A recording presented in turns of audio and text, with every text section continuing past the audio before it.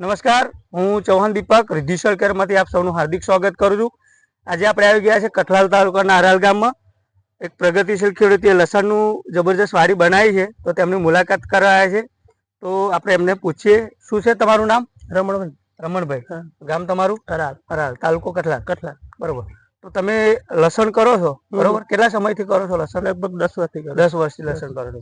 તો દર વર્ષે જે તમે લસણની અંદર નફો મેળવો છો, બરાબર, જે પ્રોડક્ટ વાપરો છો, એમાં આ વખતે રિદ્ધિ સરકારની કઈ પ્રોડક્ટ વાપરી છે તમે? આફર તો આપણે ભૂમિ કેર વાપર્યું। ભૂમિ કેર કઈ રીતે વાપર્યું છે? આમાં પાણીમાં છોડી દીધું। પાણીમાં છોડીને કેટલું લીધું હતું? અને 250 ગ્રામ। 250 ml લીધું હતું। તો એનાથી તમને શું ડિફરન્સ જોવા મળ્યો લસણ? કારણ કે લસણ પીરું પડતું હતું, બરાબર। હવે એ બિલકુલ પીરાશ નહીં આવતી ને લસણનો ગ્રોથ સારો થાય। બરાબર। તો અને ક્યાંથી લીધું હતું તમે? આ ઓમ એગ્રો હળદરવાસ। ઓમ એગ્રો સેન્ટર હળદરવાસ। તો ખેડૂત મિત્રે જબરજસ્ત કીધું કે એનાથી ગ્રોથ સારો થાય છે, લસણ જે પીરું પડતું હોય એને ગ્રીનરી સારી લાવે છે અને લસણ જોરદાર છે। તો તમે પણ અચૂક લસણની અંદર કોઈ પણ ક્રોપ કરતા હોય તો એની અંદર ભૂમિ કે અચૂક વાપરો, એવી સૌને નમ્ર અપીલ।